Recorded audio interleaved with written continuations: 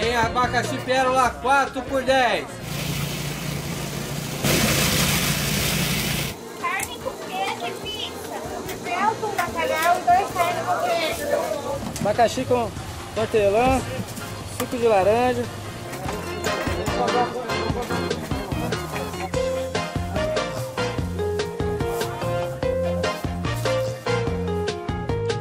Não importa o tamanho da cidade nem em que região ela está, mas é certo que pelo menos uma vez na semana, uma rua qualquer mexe com os sentidos da população.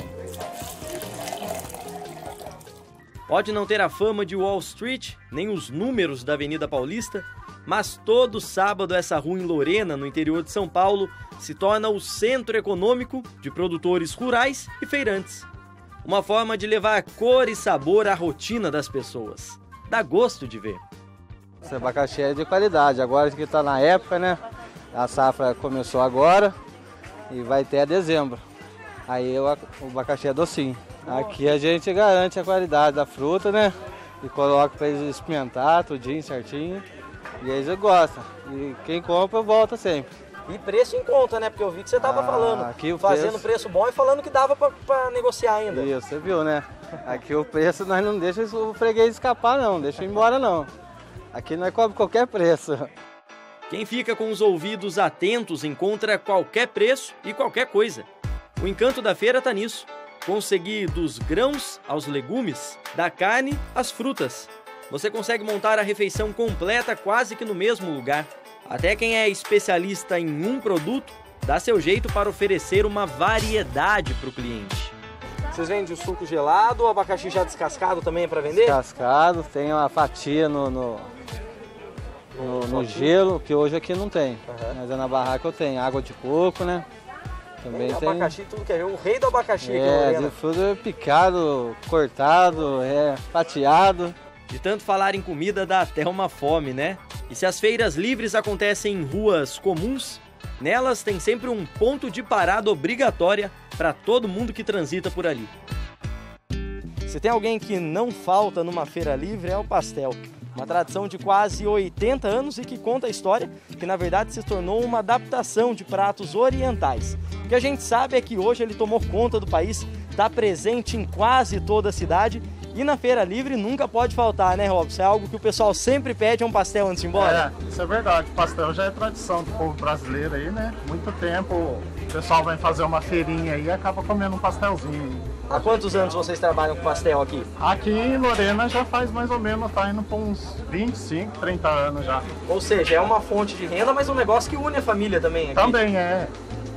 Gera emprego também, né? A gente tem bastante parceria com o pessoal para trabalhar com a gente. Comer vai além de suprir a fome, né? Uma necessidade fisiológica do nosso organismo. O brasileiro envolve a comida com um ato social. Então a gente percebe que os almoços tem muito significado, né? Os almoços de domingo entre as famílias, os cafezinhos com as amigas, que acabam sendo até uma terapia, os encontros nos barzinhos, os happy hours. Isso tem um significado social, estabelece vínculos de relacionamento. Agora, na disputa por clientes em um espaço tão pequeno, se dá bem quem tem tato para as vendas. Afinal, no fim do dia, a freguesia nunca resiste àquele feirante que exala disposição e simpatia. É o pingo de mel, gema de ovo, é abacaxi natural, é o suco de abacaxi gelado. E qual que é o segredo para vender bem, William? O segredo é ter um sorriso no rosto, né? Mesmo de máscara? Mesmo de máscara. Eu tenho que comprar uma máscara com sorriso. E atender bem os clientes, quem não gosta, né, de ser bem tratado.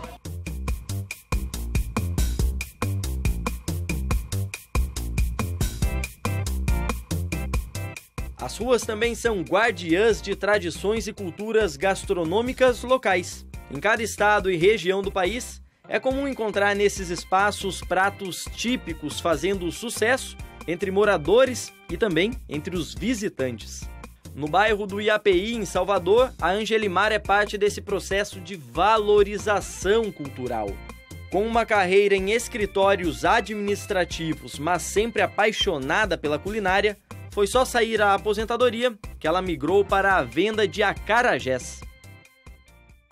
Eu fui fazer uma visita na rua onde meu marido morava, encontrei com ela. E naquela época que eu namorava com o Renato já levava do tabuleiro dela, toda sexta-feira trazia abará, acarajé aqui para casa. E eu disse a ela, olha, aguarde que quando eu sair da lanchonete nós vamos trabalhar juntas. E nisso passaram 5 meses, meu marido se aposentou e eu resolvi procurá-la, conversamos, marcamos a data da reinauguração do ponto, né? Foi um sucesso, trabalhei com ela durante 7 meses e depois eu montei meu próprio negócio aqui no meu bairro, na minha garagem, aonde eu trabalho há 12 anos com acarajé. O Brasil tem essa característica de ter alguns alimentos que são regionais e típicos da localidade que estão inseridos, né? Então a gente vê bem por Minas Gerais, ter o pão de queijo, né? A Bahia ter lá o seu acarajé. E aqui no Vale do Paraíba, muitos alimentos são típicos, né? E as festinhas, que nesse ano foi suspensa, as festas juninas, né? Que tem o lance do bolinho caipira. Além de comandar o tabuleiro, como é chamado por lá o local onde as baianas servem o alimento, ela também coordena a Associação Nacional das Baianas de Acarajé. Trabalho que acaba com a fome de quem quer comer, mas também perpetua a tradição daquilo que é comido. Essa ida para a associação me fez aprender muita coisa que eu não fazia ideia da história do acarajé, como foi que surgiu o acarajé. E cada vez mais eu me sinto honrada, né, em hoje estar vendendo uma comida tradicional, né, uma comida que tem cultura. E esse meu trabalho faz com que eu esteja preservando a tradição. Então, para mim, é uma honra. As escravas alforriadas de mais de 300 anos atrás, que foram as primeiras empreendedoras aqui em Salvador, que saíram mercando pelo Pelourinho, né, pelo centro histórico, vendendo seus acarajés, e do dinheiro da venda elas utilizavam para comprar a alforria dos maridos, né, dos filhos.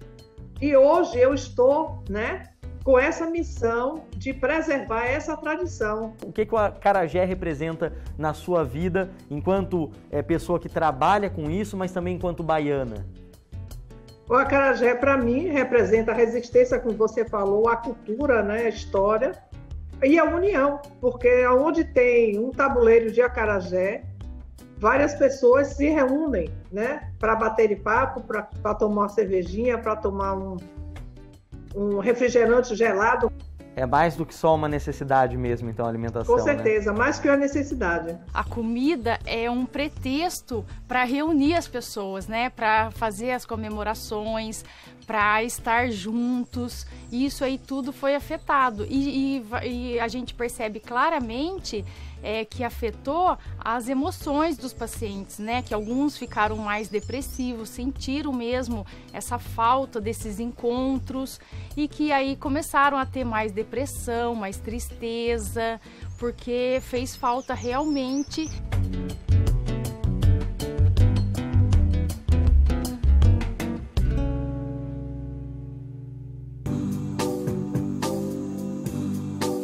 Tão tradicional quanto a macarronada de domingo ou o café no fim das tardes é a pipoca na praça, um hábito presente em quase toda a cidade brasileira, mas que durante a pandemia precisou se reinventar. O seu Pedro, por exemplo, precisou adaptar o trabalho dele depois de 8 anos. Tirou o carrinho que ficava na praça e trouxe aqui, para a garagem dele. Uma pipoca quentinha que sai da casa dele direto para a casa do cliente. Devido à pandemia, eu fui proibido de ficar ali na pracinha. Eu também não ia abusar, né? Aí o que aconteceu? Eu vim para casa. Vim para casa e fiquei parado. Daí ela com o Daniel tiveram a ideia de realmente vender a pipoca aqui em casa. O Daniel é dentista, ele trabalha no período da manhã, depois do almoço ele vem para cá. A Manu tem 2 filhos, né? Que é o Davi e a Lara. Ela dá uma folguinha, ela vem também para ajudar e ela faz a parte da propaganda. E eu fico aqui a minha casa, né? Eu e minha esposa.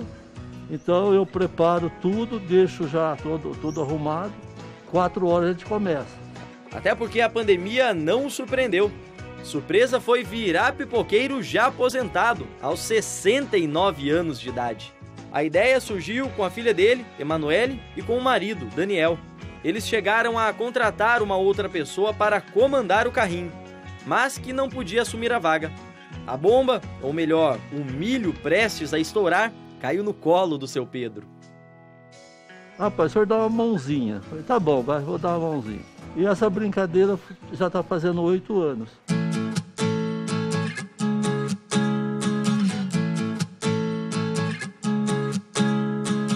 O diferencial por aqui tá nesses cubinhos de queijo fritos na hora e colocados no meio da pipoca. Combinação bem tradicional no interior de São Paulo e Minas Gerais. Porque se você, por exemplo, quiser uma pipoca sem queijo, a pessoa faz em casa. Então, eu acho que o que deu certo, a grande ideia, é de você fazer na hora. E que deve virar a tradição da família. E a vida tranquila, numa casa pé na areia que ele tanto queria, dá pra deixar pra depois? O único mar que ele sonha ter em frente ao seu portão é o de clientes querendo saborear uma pipoca. Daqui a pouco tem meu neto, né? Então, eu acho que ela vai continuar por um bom tempo, certo? Se depender de mim, tá feito o negócio. Eu tô com 77 anos. Eu acredito que até os 80 eu aguento. A praia eu vou deixar para depois. A pandemia, para muita gente, foi um caos. Para a gente, foi uma graça de Deus, da gente continuar trabalhando.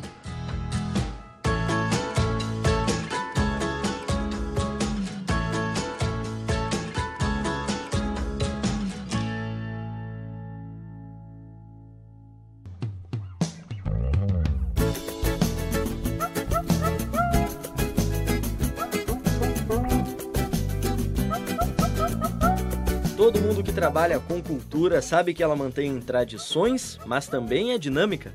Se adapta, se adequa. Não foi diferente durante a pandemia.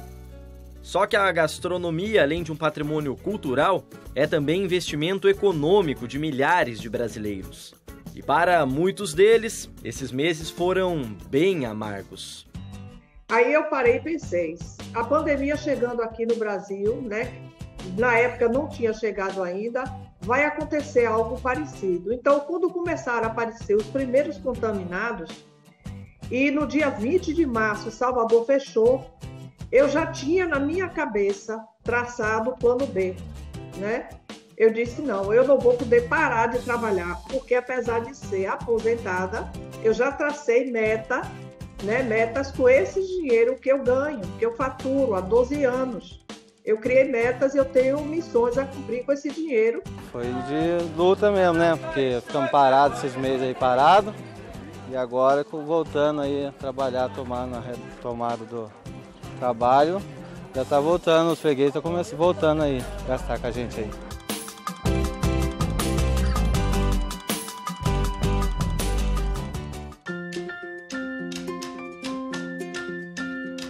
Agora a gente está vivendo esse momento diferente, né? Sim, que a gente está percebendo aqui nossa distância, todo mundo usando máscara. Isso. Como é que foi para vocês esse período de pandemia? Então, no começo assustou bastante, né? A gente ficou um pouco com medo, mas a gente não tá podendo vender por consumo no local. Então, só para levar, mesmo assim, os fregueses já conhecem bastante o nosso produto aí e acaba pegando mesmo o pastelzinho e levando, né? Mesmo que seja para comer no carro, em casa, né? Graças a Deus, para ajudar a gente também, manter o emprego de todo mundo aqui. No comecinho atrapalhou bastante, mas agora o pessoal está querendo dar uma retomada aí e vamos ver, né, o que vai dar daí para frente. Do setor de AFL, né, de alimentação fora do lar, é sem dúvida nenhuma um dos maiores setores que a gente tem, né, comparado com indústria, com serviços. E aí dentro do varejo, a gente tem aí o maior percentual de empresários e empresas voltados para o setor de alimentação. Então, sem dúvida, o impacto é grande, né? Mesmo com a retomada gradual de parte das atividades econômicas, muitos empresários deste setor não conseguiram fechar as contas e por isso tiveram que fechar as portas. De acordo com uma pesquisa, pelo menos 7% dos bares e restaurantes brasileiros encerraram suas atividades durante a pandemia. Uma perda de mais de 1 milhão de postos de trabalho. A gente tem aí uma pesquisa do Sebrae com a Brasel, que saiu, é a mais recente que a gente tem, em que 7% dos estabelecimentos tiveram realmente as portas fechadas devido à pandemia. A gente tem também aí um número também preocupante, né, que a gente viu isso na prática acontecer, né, principalmente estando nos atendimentos aqui no Sebrae, em que 92% dos atendimentos, né, restaurantes, bares, tiveram uma redução drástica de receita, tá? E dentro de tudo isso, eu acredito que o principal número, na verdade, que é uma consequência e faz parte desse ciclo, que é o desemprego, onde de 25 a 35 estabelecimentos tiveram que demitir pelo menos um funcionário.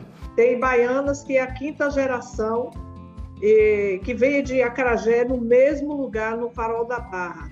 De repente, se ver em casa sem poder ir para o tabuleiro, é muito difícil. Então eu fiz esse trabalho de conversar com elas, de incentivarem, né, para botarem na porta, para fazer delivery, para entrar em um aplicativo de entregas. 100 baianas estão trabalhando em casa e muitas não estão, porque são baianas de praia e moram em lugares não é acessível, tem tiroteio, entendeu? Lugares de risco. Essas ainda têm muita dificuldade, vão ter muita dificuldade de seguir adiante.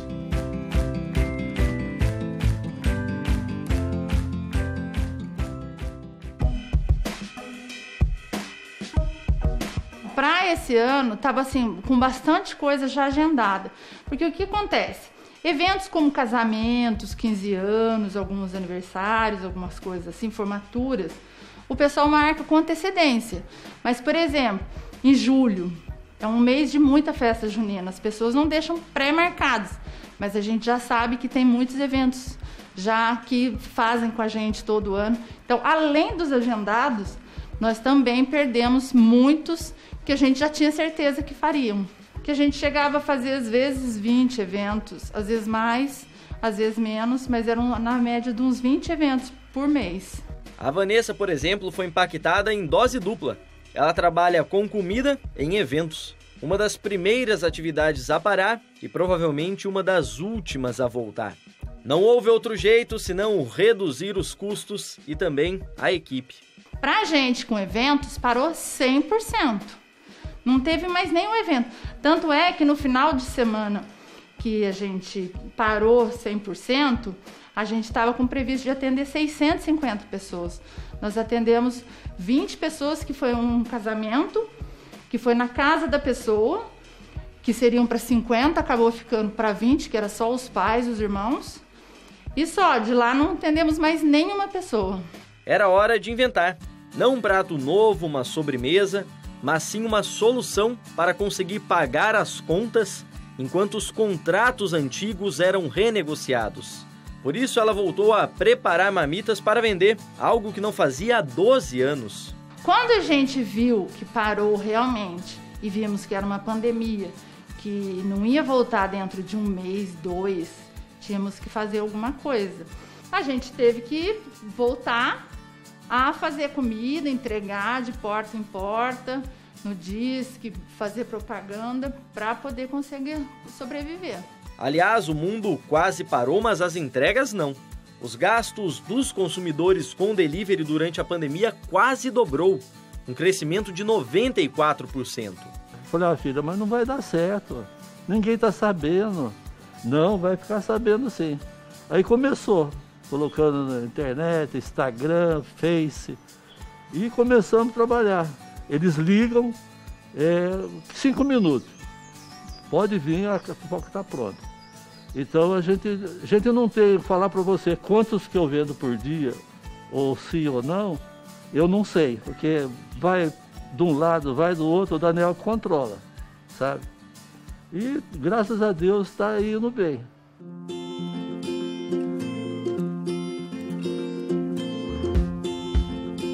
Os baianos, eles têm como vício todos os dias, final da tarde, comer acarajé. Aí eu pensei assim, bom, se vai fechar o comércio, para que as pessoas não fiquem entrando em contato para não se contaminarem, eu vou fechar o meu também. Mas eu não posso parar de trabalhar. Fechei e comecei a manter contato com todos os clientes, dizendo, olha, não se preocupe, eu vou continuar fornecendo o acarajé, eu vou levar na casa de vocês, aonde vocês estiverem, basta vocês me procurarem e ligarem para mim para eu me organizar. O seu Pedro até arrisca dizer que está trabalhando mais agora do que antes, viu? Na pracinha, são as pessoas que passam, sabe? Eu não sei, por exemplo, quem vai comprar pipoca. Mas esse sistema, né, pela internet, pelo Instagram, ela funciona, é impressionante. Porque às vezes a pessoa pega, entra ali, vê, ela já pede na hora. Realmente, se não tivesse esse sistema, a gente não ia vender nada.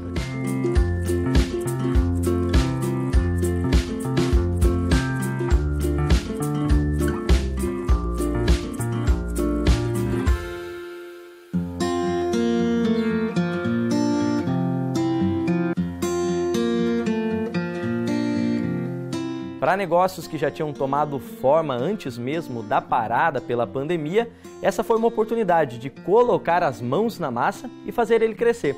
Foi o que fez a Érica, que aproveitou esse momento em que as pessoas estão querendo demonstrar afeto de alguma forma, aproveitar mais o tempo que estão passando em casa com a família para garantir uma fatia generosa desse mercado.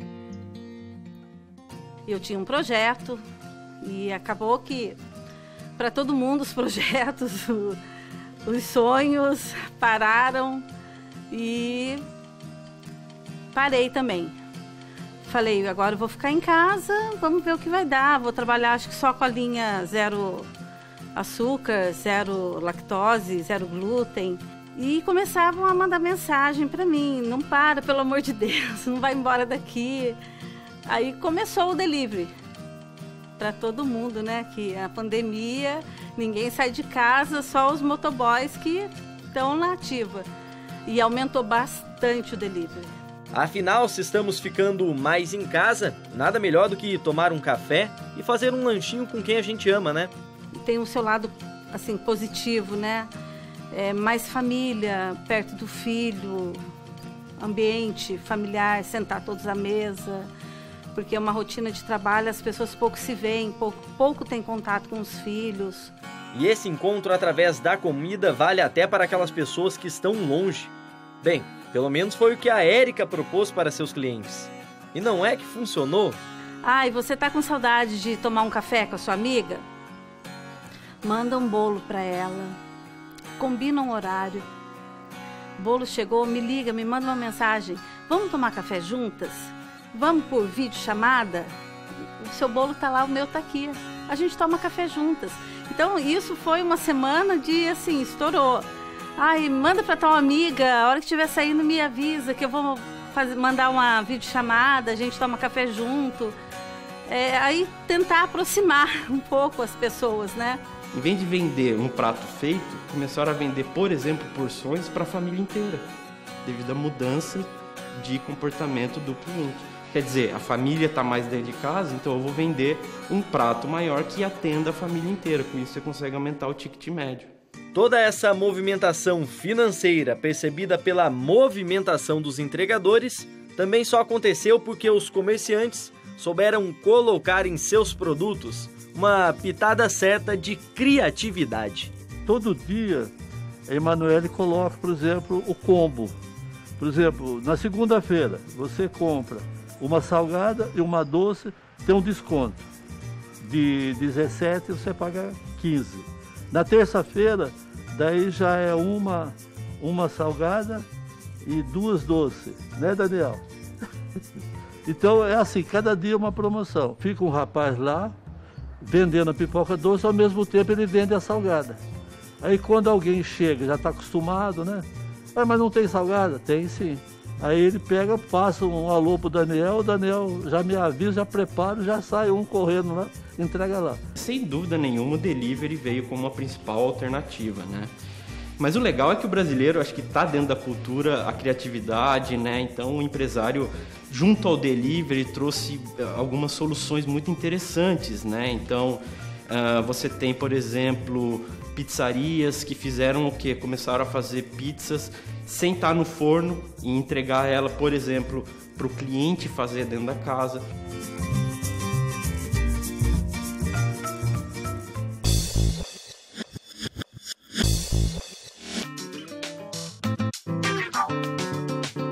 Teve gente se reinventando tanto que virou empreendedor, cozinheiro e entregador de uma vez só.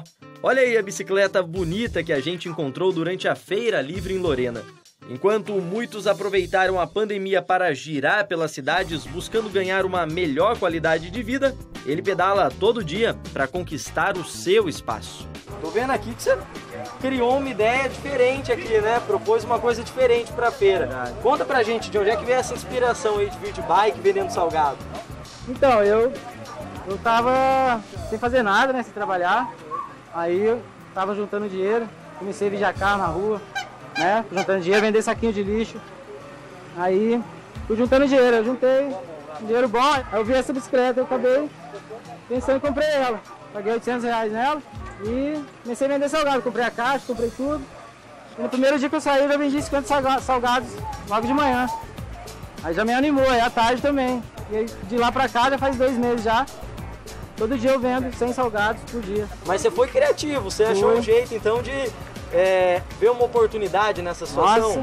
Nossa, em plena pandemia eu tô conseguindo trabalhar e tendo um giro de R$400 todo dia na minha mão.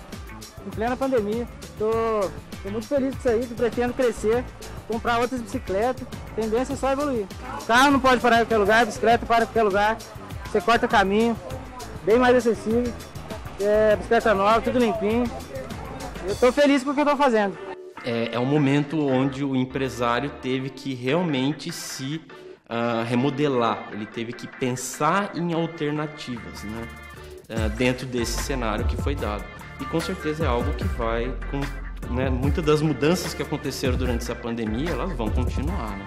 Um exemplo entre tantos milhares de pessoas que buscaram a inovação, que pensaram fora do caixa e buscaram mais do que dinheiro. Foram atrás de novos clientes, novos mercados e novas oportunidades. Uma coisa muito interessante é que, sem dúvida nenhuma, o que aconteceu nessa pandemia foi a aceleração da digitalização dessas empresas. Então, realmente, quem não tinha presença digital foi praticamente obrigado a fazer essa transição. E isso é algo que, sem dúvida nenhuma, vai continuar, porque são receitas alternativas que esse setor vai continuar aplicando e vai continuar depois que nós tivemos essa retomada e depois que o cenário tiver essa melhora, né?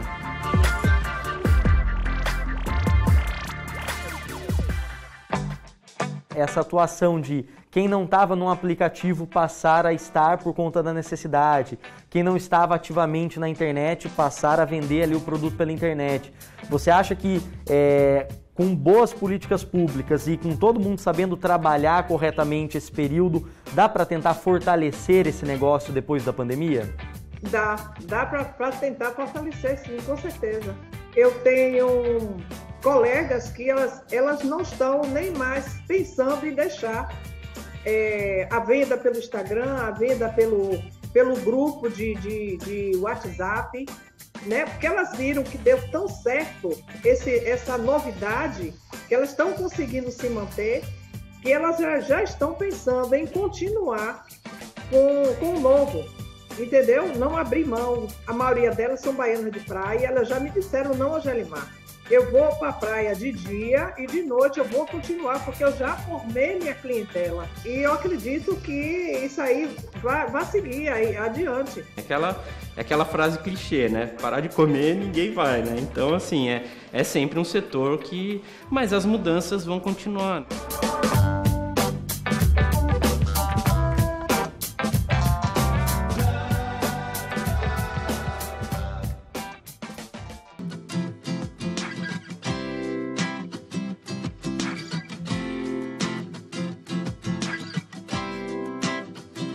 Desde que o novo coronavírus apareceu, muita gente passou a refletir seus hábitos alimentares. E é importante, isso porque as decisões que tomamos agora podem parecer irrelevantes neste momento, mas terão grandes consequências lá na frente. Esse lanche, por exemplo, por um lado ele parece muito atrativo, mas de outro esconde um grande desequilíbrio nutritivo. E aí cabe a nós essa escolha. Uma alimentação saudável vai ter como reflexo uma vida saudável. Já uma refeição feita apenas com fast food vai refletir uma vida mais curta do que a gente queria. A obesidade, ela traz uma inflamação crônica para o corpo, né? Também a questão dos alimentos industrializados, muito ricos em corantes, conservantes, acidulantes, aromatizantes. Isso tem um impacto muito prejudicial para a nossa saúde. A gente, quando faz escolhas ruins, pensando em comidas mais práticas, ou pensando no prazer momentâneo, que é aquele alimento mais rico em açúcar, mais rico em gordura, que a indústria torna muito palatável, isso vai trazer um impacto em curto, médio prazo, que é o ganho de peso, a alteração aí dos níveis de colesterol, de triglicérides, o risco de acumular gordura no fígado. Se você tem uma saúde mais debilitada, o risco de agravamento, caso aconteça a contaminação, é muito maior. Aí eu digo não só em relação à alimentação, mas aos hábitos saudáveis no geral. Infelizmente, a obesidade é o principal fator de risco modificável para a gravidade da Covid-19. O que eu quero dizer com isso? O principal fator de risco é a idade. A idade não tem como a gente mudar. Depois da idade, o segundo principal fator de risco para a gravidade da Covid, ou seja, caso você tenha Covid, o fator de risco que ela pode ser mais grave é a obesidade.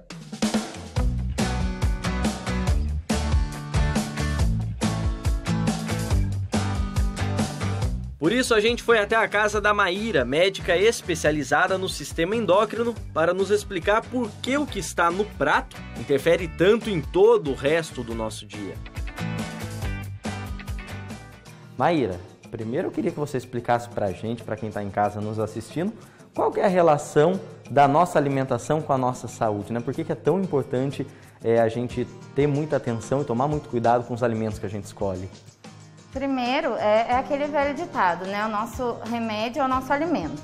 É através do alimento que a gente consegue receber todos os nutrientes necessários para o nosso sistema funcionar. Não só os sistemas já conhecidos, neurológico, cardíaco, vascular, mas também o sistema imune.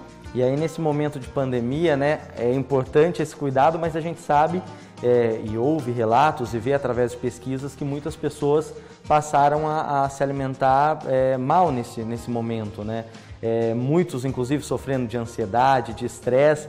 Isso acaba sendo um gatilho em situações como essa, de muito medo, de muita preocupação? Sim, é o medo do incerto, né? Porque é uma doença nova, ninguém sabia como é que ia evoluir. Além disso, muita gente ficou em casa, então o ócio, a cabeça vazia, a gente sempre tende a pensar em coisas negativas.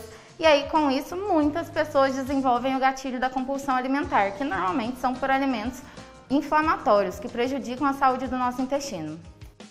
A Sueli aprendeu isso depois de ser diagnosticada com endometriose, um distúrbio no útero. Precisou seguir uma dieta bem rígida. Eu ia fazer uma cirurgia e acabei não precisando fazer mais a cirurgia de acordo com a alimentação. É uma alimentação baseada em alimentos anti-inflamatórios, né? Tira o leite, muitas proteínas, um equilíbrio principalmente da carne também, do leite, do queijo. E com esse tratamento eu consegui equilibrar os hormônios, não tive mais dores, diminuiu tudo, os exames ficaram todos equilibrados e eu não tive mais dores. Mas parece que ela esqueceu. A ansiedade pelo afastamento da escola e dos alunos, junto do medo de contrair a doença, fez todos aqueles cuidados irem goela abaixo. Eu falei assim, já que eu vou morrer, então vamos morrer feliz, né? Brincando. Aí, com a pandemia, eu acho que veio um grau de ansiedade muito grande, um estresse de ficar dentro de casa, para não sair para nada, não ir para casa de ninguém. E aí vinha aquelas lives, né? Vamos fazer lives para poder relaxar todo mundo. E o relaxamento vinha com um petisco, com uma cervejinha, ficava em casa sempre comendo alguma guloseima, né? E só que houve a consequência. Depois de 2 meses, eu já comecei a sentir dores novamente. O meu abdômen começou a ficar inchado novamente e senti cólicas, assim, de acordar de madrugada, desesperada, com medo de ir para o hospital. Eu vejo nesses últimos meses 2 perfis de pacientes, né? Então, as pessoas, elas tiveram sim uma oportunidade de comer melhor, de preparar o próprio alimento em casa, de se dedicar mais à compra do supermercado, à organização das refeições. Mas muitas pessoas, por situações, né, de ansiedade, a questão da rotina, dos horários, até mesmo do home office, algumas com a insegurança mesmo de perder o emprego, elas acabaram vendo na comida uma válvula de escape. Então, em momentos de ansiedade, acabaram surgindo beliscos, a busca pelo alimento como uma forma de reduzir a tensão. A pandemia e o isolamento social determinaram mudanças nos hábitos alimentares da maior parte dos brasileiros, e isso a gente já percebe na nossa rotina, no consultório, na clínica, nos pacientes que a gente atende. Isso por vários motivos. O primeiro é que os alimentos frescos, né, vegetais, frutas, leguminosas, folhas, salada, são alimentos que duram menos, né? Eles têm uma durabilidade mais curta do que alimentos industrializados. E durante o afastamento, naturalmente, muitas pessoas evitaram ir ao mercado, ao supermercado. E além disso, junto ao fator comportamental, né? O ato de se alimentar é um prazer e deve ser um prazer. Entretanto, num momento difícil da pandemia, quando a gente fica preocupado com a nossa saúde, com nossos entes queridos, com o nosso trabalho, com tudo que está acontecendo no mundo, né? A tendência é que aumente os níveis de ansiedade, em quem tem tendência à compulsão alimentar, tem um risco muito grande de aumentar o consumo desses alimentos que a gente chama de comfort foods. São alimentos que dão essa sensação de prazer. Viu? Ela que tanto ensinou à distância durante o isolamento, também teve que aprender. Fui fazer os exames, tudo alterado novamente, né? E com risco mesmo de fazer cirurgia. Daí eu falei assim, parou. Aí eu liguei para a nutricionista e comecei o tratamento. Em menos de um mês eu já vi a diferença, não senti mais dores, já desinchou. E eu espero o resultado dos exames, com certeza já deram alterados, né? Um mau comportamento ainda mais perigoso durante uma crise sanitária, que exige de nós cuidados e também uma boa saúde. Se eu tenho uma alimentação rica em alimentos inflamatórios, que foram esses que a gente citou, o meu organismo, além deles não oferecerem nutrientes bons, o meu organismo não vai conseguir absorver o pouco que ele recebe dos outros alimentos, porque ele vai estar com o intestino inflamado. E aí, se falta nutriente, falta energia para o meu corpo. As células não conseguem funcionar bem se falta o substrato para elas funcionarem. Então, aumenta cansaço, indisposição, aumenta a irritabilidade, aumenta a chance de desenvolver doenças. E aí, agora, a gente tem que tomar muito cuidado em função do corona e aumenta a chance também, além de aumentar a chance de doenças não transmissíveis crônicas, né? Diabetes, cardiopatias, doenças neurológicas, doenças autoimunes. Se esse é o seu caso, não se culpe. Foi um momento difícil para todos nós, mas assim que possível, retorne os seus hábitos habituais, tanto de atividade física quanto de boa alimentação. Como que essa pessoa pode entender o que pode comer e o que é melhor evitar? Os alimentos inflamatórios que a gente fala, que agridem o nosso intestino por conta de aumentar esse processo inflamatório, quanto mais a gente conseguir evitar, é melhor. Lógico, exceções não tem problema, mas a gente não pode deixar essa exceção virar regra. E aí os alimentos inflamatórios que a gente separou aqui são os achocolatados, os refrigerantes, suco de pozinho, o que muita gente acha que é saudável, que é a gelatina. Ela tem muito açúcar, tem muito corante, o macarrão instantâneo. Os alimentos que a gente tem que dar preferência para consumir são o que a gente fala que é a comida de verdade, né? Então, frutas, verduras, legumes, temperos naturais, normalmente são muito anti-inflamatórios, e outros fatores também não estão só relacionados à alimentação, mas uma boa ingesta hídrica, beber bastante água E vale ressaltar que bebida boa é água para se tomar o dia inteiro, porque muita gente troca o consumo de água por suco, por refrigerante, e a gente precisa de água.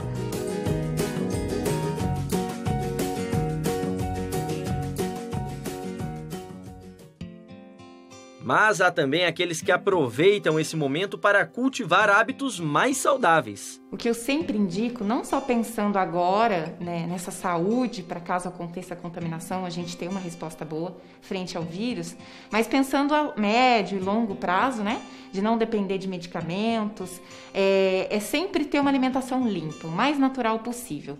Comida de verdade mesmo. Então a gente vai no supermercado, a gente foca ali na parte do açougue e do hortifruti. Fruta, legume, verdura, carne, ovo, peixe, frango, queijo. Essa é a base de uma alimentação saudável. Então, se organizar, preparar uma comida saudável, tê-la de fácil acesso, se a rotina... Então, se a gente tem 6 dias em que a rotina é corrido, no dia que é mais tranquilo, se organiza para esses 6. E tenha sempre bons alimentos. Não estocar em casa chocolate, bolacha, comida pronta, porque se há um dia também que você está mais ansiosa, eu brinco, quem não tem não come.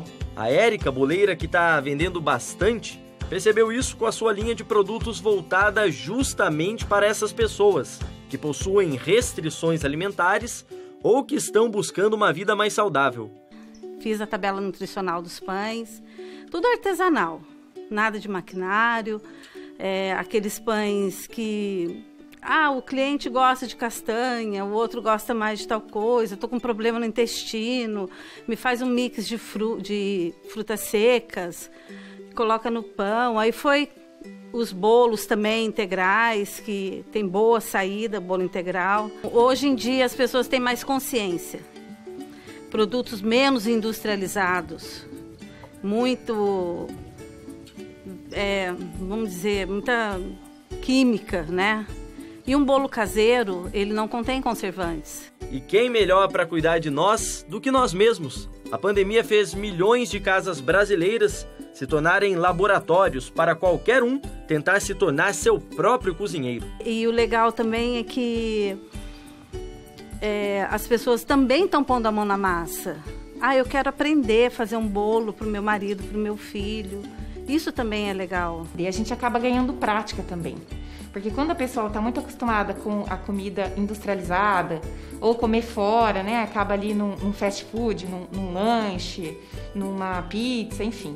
E ela passa a ter a oportunidade em casa de se organizar. Nos primeiros dias ela leva ali um tempo na cozinha para fazer algumas coisas. Com o passar das semanas, ela vai conseguindo reduzir o tempo e preparar mais comida saudável. Então ela vai pegando prática e aquilo passa a ser um hábito.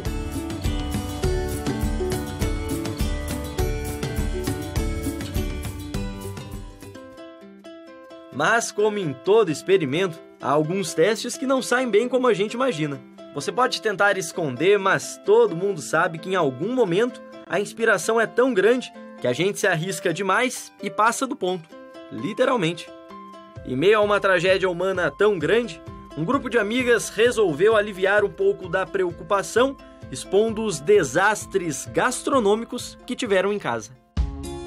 Nós somos um grupo de amigas que sempre estamos juntas, ou no WhatsApp, no Facebook, no Instagram, enfim. Somos amigas de anos e quando começou a pandemia, todas nós nos deparamos com uma coisa, a gente começou a cozinhar e a gente não cozinhava tanto assim, porque todas nós trabalhamos fora, todas nós temos... Eu já não tenho mais filhos, mas as outras têm filhos. Quem não tem filho trabalhava e não aparecia em casa, só aparecia de noite. E aí fomos para a cozinha. E começamos a fazer umas coisas muito, muito, muito feias. Fazer uma lasanha não tem muito segredo, né? Mas para nós tem, porque a gente fez a pior lasanha que podia aparecer. Então a lasanha da Marcela foi uma das que começou, tá horrorosa. É uma coisa indescritível, não dá para dizer que é uma lasanha aquilo. Mas elas queriam que aquelas histórias chegassem além do grupo de mensagens e do olfato dos vizinhos. Aí uma das meninas falou, vamos criar um grupo de Instagram, porque deve ter mais gente passando por isso, das nossas amigas mesmo. Pensamos nos nossos amigos. E aí montamos o grupo de Instagram, Chefes na Quarentena, vamos dar risada. E aí começou que a gente foi vendo que, poxa, tinha muita gente fazendo a mesma coisa. Aí começaram espontaneamente a mandar fotos pra gente no Instagram, que a gente nem sabia isso. E aí nós começamos a receber as fotos e publicar. Pedimos, podemos publicar? Podemos, e foi indo. Pega uma erva, mas... Quebra.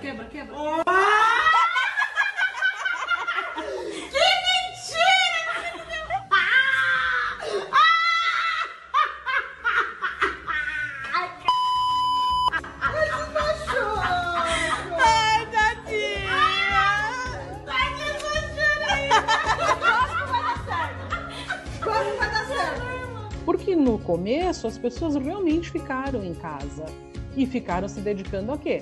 Tem uma família, eram 4 pessoas trabalhando, agora são 4 pessoas em casa. Tem que fazer comida? Tem que fazer comida. Vamos pro fogão. Não preciso fazer toda a comida, mas vou fazer um bolo. De 16 de abril, né, pra cá, nós estamos hoje com 303 mil seguidores. É espantoso. É claro que não dá pra gente fechar os olhos para o que está acontecendo, mas as pessoas presas em casa, diante de tanta notícia ruim, acho que se tornou uma válvula de escape o que vocês fizeram, né? Tu sabe que a gente recebe muitos comentários do tipo assim, nossa, eu tava super deprimido, nossa, senti uma tristeza ontem. Aí comecei a olhar aqui o IG, né? Comecei a olhar o Instagram e me acabei de dar risada, tô rindo até agora. Isso não tem preço, é impagável isso. Nós estamos mais recebendo do que estamos dando, com certeza.